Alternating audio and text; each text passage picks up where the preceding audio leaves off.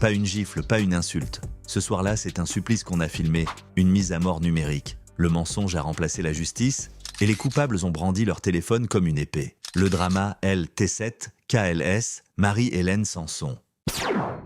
Tout commence avec une fille, un mensonge et une mère. LT7, jeune homme noir actif sur les réseaux, couche avec une fille qui lui paraît consentante. Mais cette fille est en couple.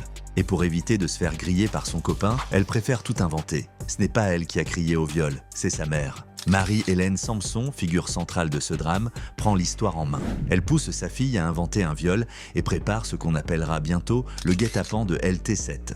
Nous sommes à Lyon, dans le quartier de la Guillotière. Marie-Hélène, sa fille, KLS et d'autres personnes organisent une soirée. Elles savent que LT7 viendra.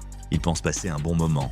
Il va vivre un cauchemar. Dès son arrivée, les cris fusent. « Violeur, regarde-moi dans les yeux !»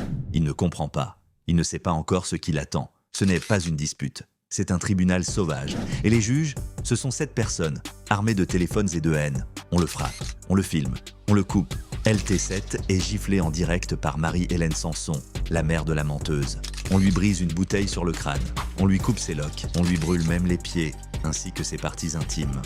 Il saigne, mais ne dit rien. Il ne supplie pas. Il encaisse. KLS, influenceuse aux allures de garçon manqué, lui coupe les cheveux. C'est filmé, reposté, partagé. On entend des rires, des cris, aucun regret. Ils sont 7 contre lui. Et lui, il reste digne. Comme si l'innocence pouvait le protéger. Comme si résister, c'était déjà gagné. Un cri de trop, un voisin entend. Il appelle la police. Quand les forces de l'ordre débarquent, le carnage prend fin. Mais ce n'est pas fini. La vidéo tourne, les filles l'ont postée elles-mêmes, elles pensaient être acclamées, elles se font finalement détruire. Un screen fuite. On y voit la fille de Marie-Hélène l'écrire noir sur blanc. J'ai menti.